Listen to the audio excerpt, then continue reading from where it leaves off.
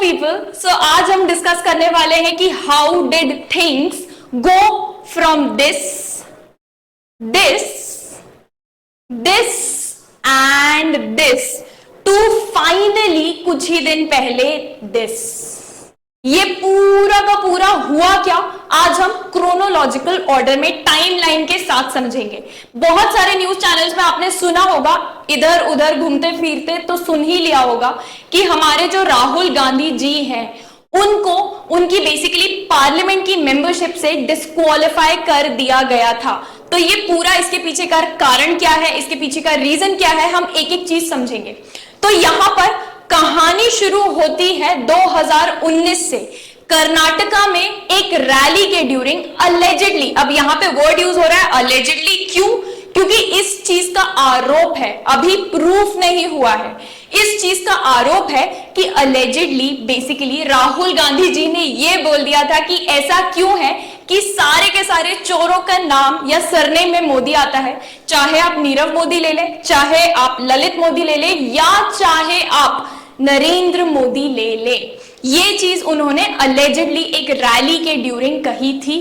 Finally इसके ऊपर obviously किसी ना किसी को एक्शन लेना ही था, तो वहीं के भाई एक पूर्णेश मोदी करके मिनिस्टर थे, बीजेपी के मिनिस्टर इन गुजरात गवर्नमेंट, उन्होंने इस चीज के ऊपर केस फाइल कर दिया। अब अगर आप इस चीज पे जाएं, जो कि लॉ एक्सपर्ट्स ने बहुत सारी जगह बोला है कि ऐसा क्यों, उन्होंने नाम लिया नीरव मोदी का, उन्होंने नाम लिया ललित मोदी का, और उन्होंने नाम लिया नरेंद्र मोदी जी का।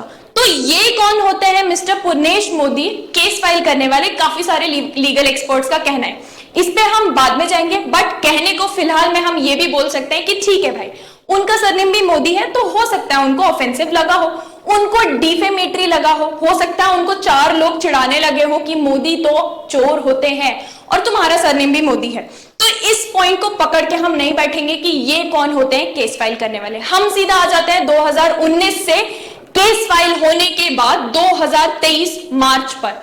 यहां फाइनली एक ट्रायल कोर्ट, जो कि सूरत गुजरात में, ट्रायल कोर्ट ने राहुल गांधी जी को कन्विक्ट कर दिया। कन्विक्ट कर दिया मतलब उन्होंने पनिशमेंट सुना दिया डिफेमेशन, क्रिमिनल डिफेमेशन के लिए, जिसमें क्रिमिनल डिफेमेशन का आप एक चीज समझिए, आईपीसी के अंडर उसमें आप maximum, and I am talking about maximum here, ठीक है, मैक्सिमम 2 साल तक की सजा सुनाई जा सकती है और उसके अलावा फाइन अलग, ठीक है, 2 साल। यहां पर ट्रायल कोर्ट ने क्या किया, ट्रायल कोर्ट ने मैक्सिमम सजा सुना दी यहां पे राहुल गांधी जी को। मतलब आप मान लो मैक्सिमम 5 पानी पूरी खा सकते हो, नहीं ये तो थोड़ा ज्यादा हो गया, चलो कोई और एग्जांपल लेते हैं। मैक्सिमम आप 2 बॉटल पानी पी सकते हो, ठीक है, 4 घंटे के अंदर। आपने बोला ठीक है 2 बॉटल पानी में पी सकता हूं 4 घंटे के अंदर। अब मैं बोलूं 2 की 2 बॉटल पी, तो यहां मैक्सिमम सेंटेंस की बात हो रही है, मतलब आप उससे कम कितना भी दे सकते हो अगर क्रिमिनल डिफेमेशन में कन्विक्ट होते हैं तो। लेकिन यहां कोर्ट ने पूरे 2 साल की सुना दी। अब ये बार बार मैं 2 साल हाईलाइट क्यों कर रही हूं, जो आप यहां पे देख सकते हैं, क्योंकि इसका इंपॉर्टेंस हमको अभी थोड़े ही देर में पता चलेगा, ठीक है। अभी तक क्रोनोलॉजी में हम कहां पर आ गए हैं, 2023 में, 2019 में रैली हुई, 2023 में। अब ट्रायल कोर्ट के बाद ये गए गांधी जी, राहुल गांधी जी, ऑब्वियसली सुन के बैठ तो जाएंगे नहीं कि ऐसे कैसे 2 साल जेल चले जाएं, वो गए सेशंस कोर्ट में, ठीक है, सूरत के ही। सेशंस कोर्ट ने उनकी प्ली को, उनकी मांग को, उनकी प्रेयर को डिसमिस कर दिया कि हम नहीं सुनेंगे। सेम फिर वो लेकर गए गुजरात हाई कोर्ट में। गुजरात हाई कोर्ट ने भी इस चीज को सुनने से मना कर दिया, उन्होंने बोला कि नहीं भाई हम कुछ नहीं कर सकते। फिर जाके फाइनली ये केस गया सुप्रीम कोर्ट में।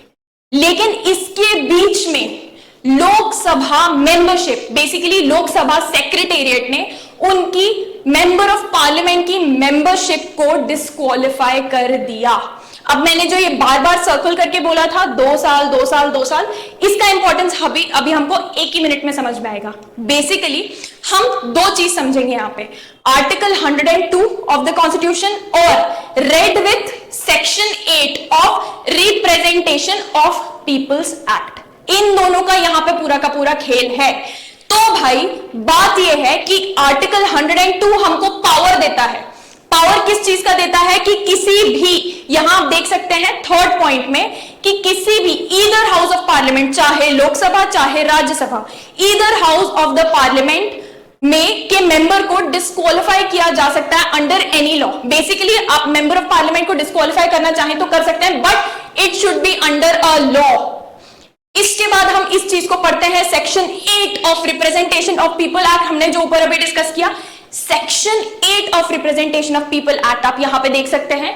ये क्या बोलता है? ये बेसिकली बोलता है कि कोई भी इंसान या इस केस में member of either house of the parliament, if they are convicted of an offence जिसका punishment is imprisonment of not less than 2 years। समझ में आ रहा है यहां पे कहानी पूरी? नॉट लेस देन 2 years मतलब 2 साल से कम का जिसका इम्प्रिजनमेंट, जेल जाना पड़े बेसिकली, उस केस में उस मेंबर की मेंबरशिप को डिस्क्वालीफाई किया जा सकता है। और ना सिर्फ ये, डिस्क्वालिफिकेशन कन्विक्शन के दिन से स्टार्ट होगा और उसके आगे 6 साल तक कंटिन्यू कर सकता है। मतलब ये अगर प्रूफ हो जाता है तो हमारे राहुल गांधी जी 2 साल पहले जेल काट कर आएंगे और उसके अगले 6 साल तक भी इलेक्शंस में कॉन्टेस्ट नहीं कर पाएंगे, क्योंकि उनकी मेंबरशिप ही डिस्क्वालीफाइड रहेगी अगले 6 साल भी। अब समझ में आया पूरा खेल? यहां इतना छोटा सा जो representation of the people act है, इसमें इतनी छोटी सी बात कही है कि नॉट लेस देन 2 years। मतलब एक चीज समझो, यहां पे 1 साल 8 महीने की भी अगर उनको सजा मिलती ना, या 1 साल 8 महीने छोड़ो यार, 2 साल से 1 दिन की भी कम सजा मिली होती उनको, तो यहां पर वो डिस्क्वालिफिकेशन के लिए एलिजिबल नहीं होते। अब पूरा का पूरा कहानी समझ में आई? This was the entire point कि मैक्सिमम पनिशमेंट क्यों दिया गया अगर हम कुछ लोगों की माने तो, but nothing else make sense. आप खुद देखो, मैक्सिमम पनिशमेंट 2 साल दिया जा सकता है, कम भी दिया जा सकता था, हो सकता है उतना ज्यादा ग्रेव ऑफेंस ना हो, माफी मांग ले, कुछ भी कर ले, कम भी दिया जा सकता था, लेकिन पूरा 2 साल का पनिशमेंट दिया गया।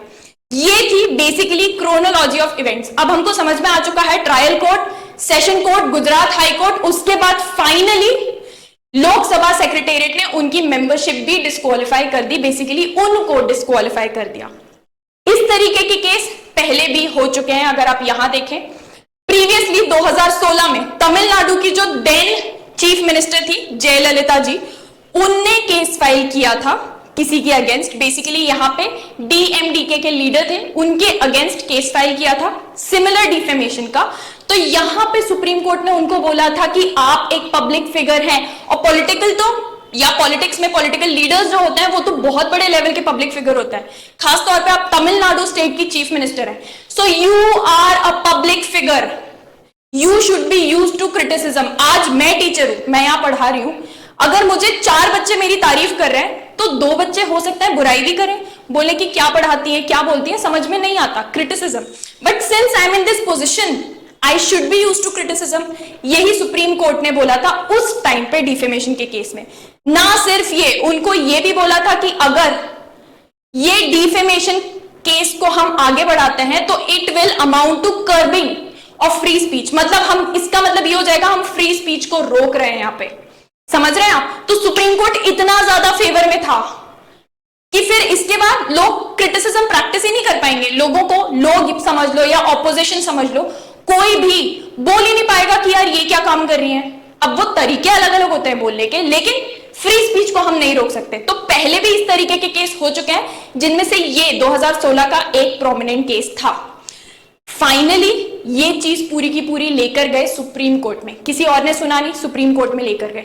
सुप्रीम कोर्ट ने फाइनली सुनते हुए उनकी प्ली को 4 अगस्त को बोल दिया कि नहीं भाई, ये कन्विक्शन नहीं हो सकता, इस कन्विक्शन पे स्टे लगाना पड़ेगा।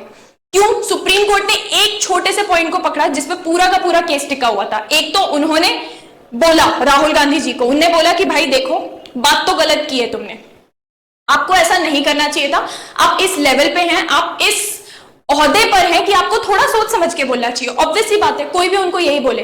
लेकिन फिर उन्होंने इन जनरल जो जजमेंट दिया, उन्होंने जो बात बोली, उसमें ये एक छोटा सा पॉइंट सुप्रीम कोर्ट ने बोला कि हमको देखकर और केस को पढ़कर जो चीज समझ में आ रही है वो ये है कि अगर जो चीज मैंने बोली थी 2 साल से 1 दिन भी कम होता ये कन्विक्शन या ये सेंटेंस 2 साल से 1 दिन भी कम, तो हम बोल सकते हैं कि इनको डिस्क्वालीफाई नहीं किया जाता।